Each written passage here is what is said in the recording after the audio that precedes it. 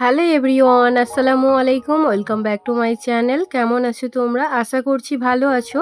তোমরা দেখছো রোজা রান্নাঘর উইথ ব্লগ।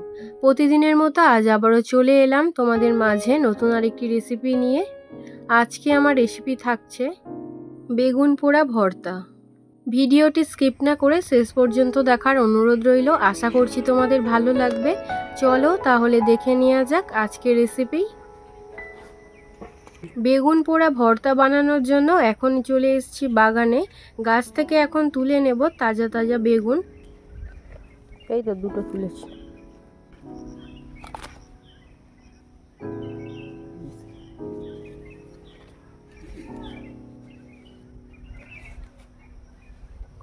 ওই তো নিচে একটা।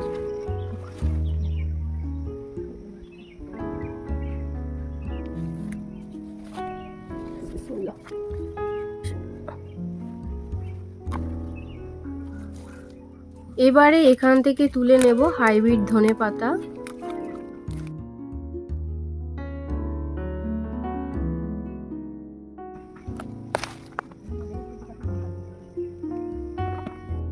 সব শেষে তুলে নিচ্ছি কাঁচা লঙ্কা।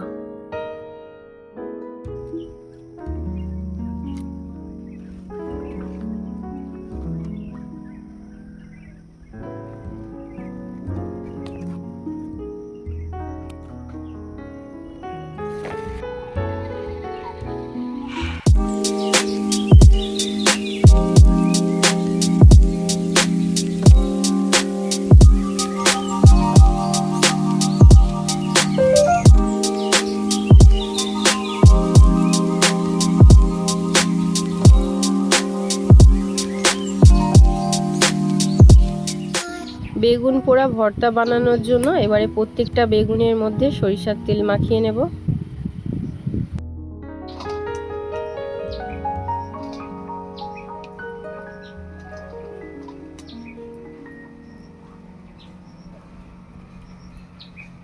এবারে শিকে গেঁথে নেব।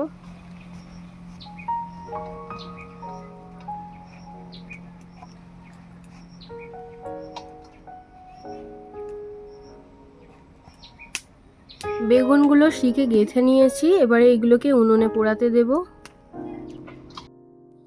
আবারও একটা শিকে বাকি বেগুনগুলো গেঁথে নেব।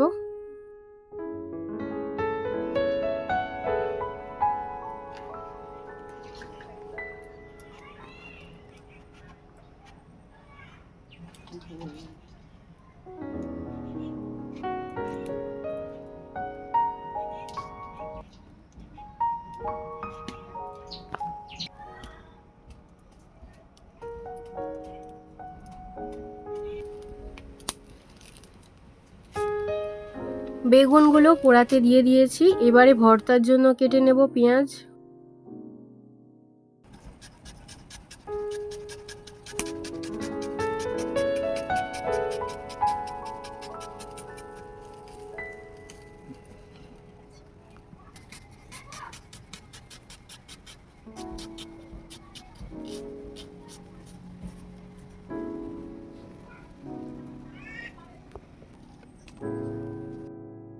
এবারে কুচিয়ে নেব ধনেপাতা।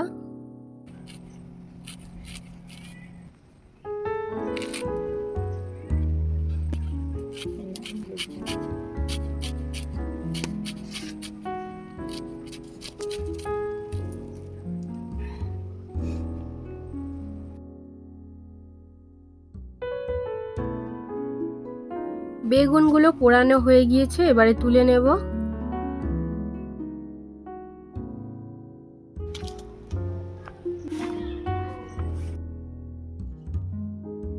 চারটি শুকনো লঙ্কা নিয়েছি।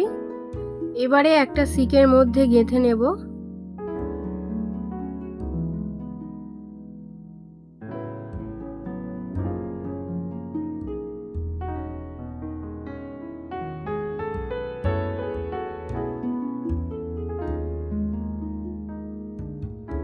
আর একটা শিকের মধ্যে গেঁথে নিচ্ছি কাঁচা লঙ্কা আর রসুন।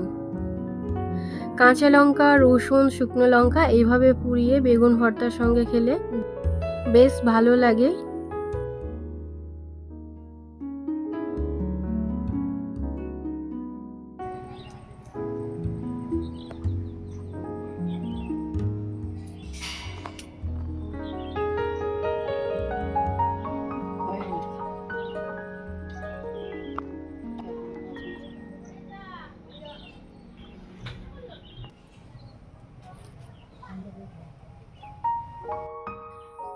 এবারে বেগুন ভর্তাটা বানিয়ে নেব। তার জন্য বেগুনের খোসাগুলো প্রথমে ছাড়িয়ে নেব।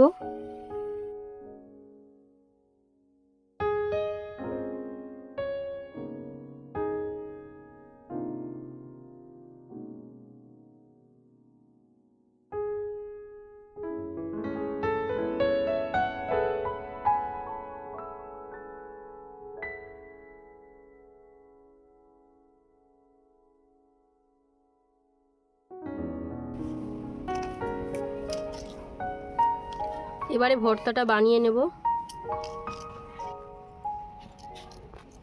ভর্তা বানানোর জন্য নিয়ে নিলাম শুকনো লঙ্কা, কাঁচা লঙ্কা, রসুন আর নিয়ে নিচ্ছি স্বাদ মতো নুন। লঙ্কা, রসুন, পেঁয়াজ, ধনেপাতা সব কিছু একসঙ্গে মিশিয়ে নিয়ে তারপরে পোড়া বেগুনটা দিয়ে মাখিয়ে নেব।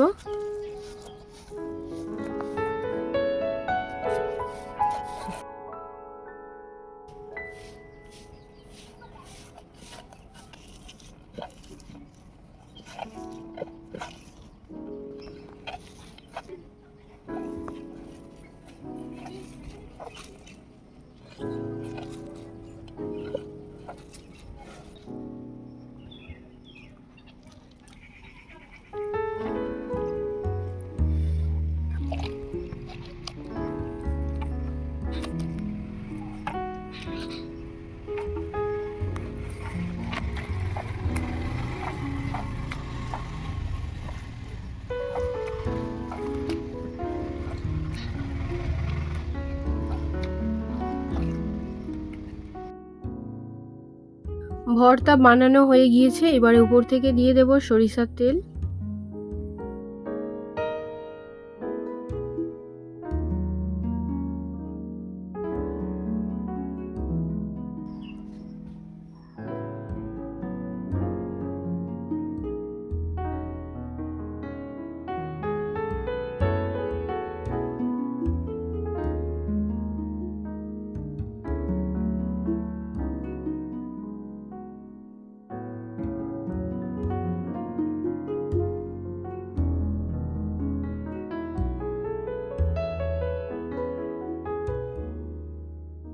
আমার আজকের রেসিপি তোমাদের কেমন লেগেছে অবশ্যই কমেন্টে জানাবে।